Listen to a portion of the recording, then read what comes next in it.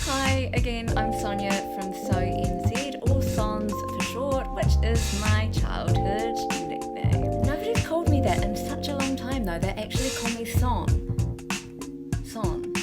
which anyway doesn't make any sense if you write it down because then that's son. But anyway, just like the colour of my dress, what I want to talk about is virtual dating. And I guess we've kind of been doing that for some time now. Well, when I say we, I don't necessarily mean me, because dating is a very new thing for me. I'm a bit of a stickler for just actually meeting people in real life, because when that happens, you can feel an attraction, or whether or not you actually like somebody, the way they move, the way they dress, you can sense it straight away. And I think the hardest thing about dating online is that you don't get a feel for somebody's personality. And I think it's harder too for people who aren't traditionally confident or don't feel equipped to write. It can be quite stilted.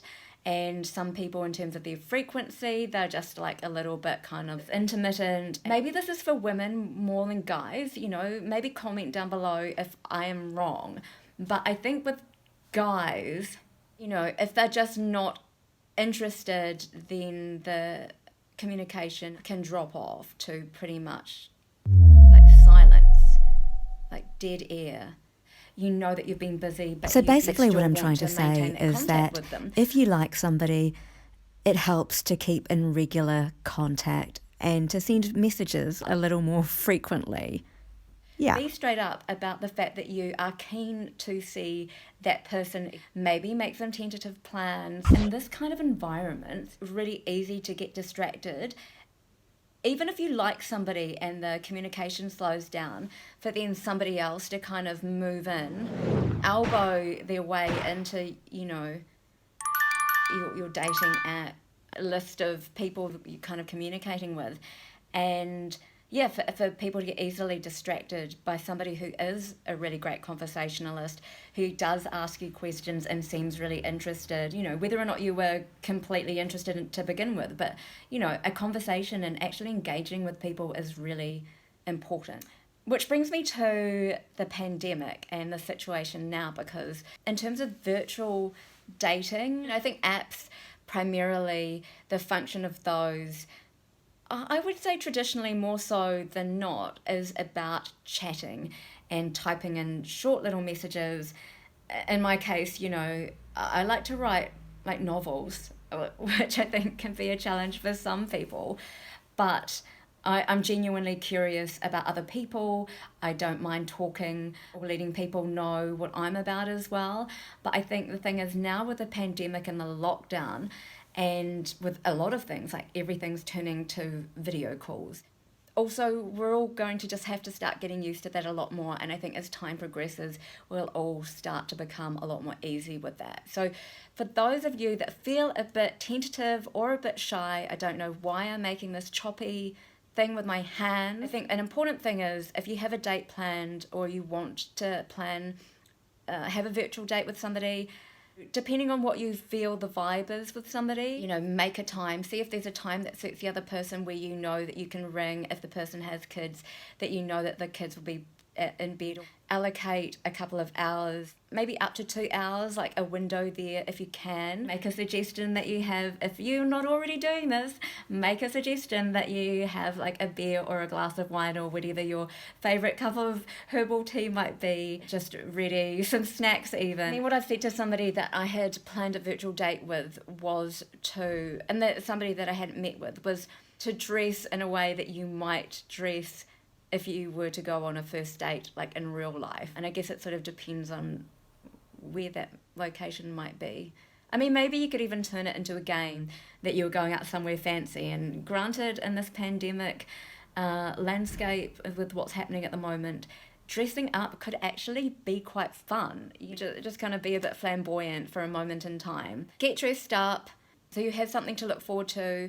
Make a time, a duration where you know that you're not going to be interrupted, or let other people know not to call you during that time, or turn your phone off or your laptop off so that you are not kind of multitasking. I think it's going to be harder to be in a virtual date and you don't, like on any date, I mean, do you really want to be kind of like messaging people at the same time? And I guess if there's no real connection anyway, and you might be a bit more tentative to book a virtual date with somebody where you know there's not the banter. Like if there's no banter, then what you might find actually in video call, it may not be worth even going to that next video call step if there's not a natural flow of communication, because obviously online, if there's a natural flow of communication, then what you'll probably find is that that person's going to be way more chilled and kind of relaxed naturally anyway, and that kind of talking face to face isn't going to be too much of a challenge or an obstacle for both of you.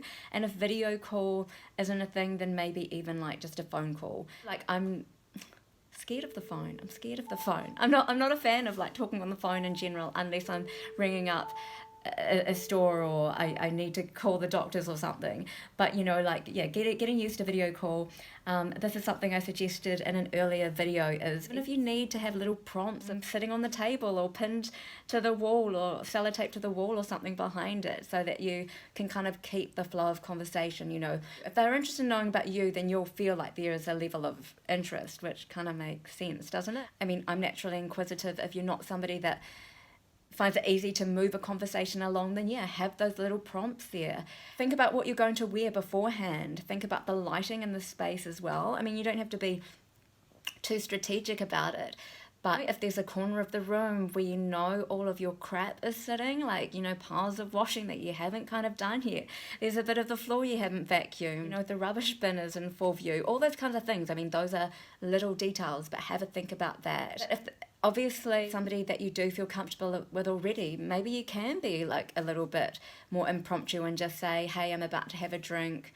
How would you feel about having a video call? But give them a bit of time to prepare, like do their hair, make sure they've done the things that they need to do, have their dinner.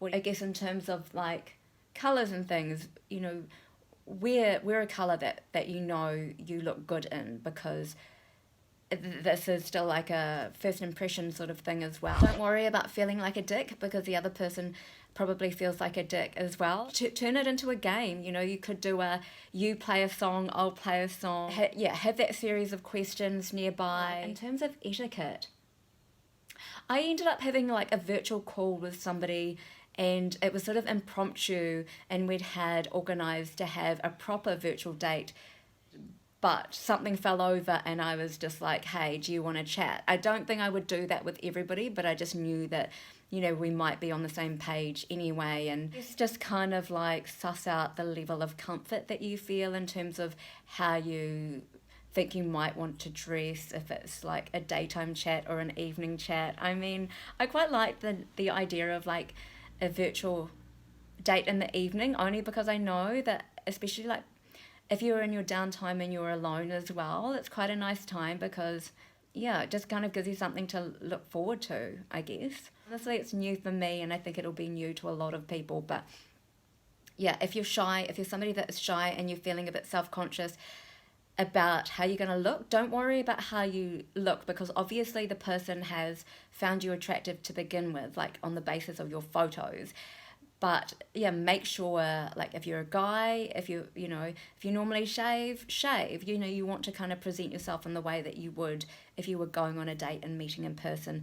And also on the shyness front, if you're feeling a bit self-conscious, just a way to shift that is to think of questions and to kind of put the focus onto the other person, because they'll be nervous as well. I think if somebody really likes you, people will come in with a degree of nerve, so don't worry about that, but just, I think, don't worry about it being about how you look, but just actually about on building the connection and just being true to yourself. Like, don't feel you have to act in a way that you wouldn't normally if you were going on a real date. Do you know what I mean? Does that make sense? Be yourself. Try be yourself as much as possible, and don't think about how you look. Just forget about the camera, and I think after a while you will forget about the video side of things as well. Hopefully you'll be so engrossed in conversation and making each other laugh that won't actually matter. Anyway, that's all for me for today. Thanks for joining me on So NZ. If you have any comments or questions, feel free to reach out in the comment boxes below. We'd super love to hear from you, and I mean it from the bottom of my heart. Like, I love connecting with you guys, and I don't know, hoping it makes a difference to someone somewhere. Nice to chat to you. Bye.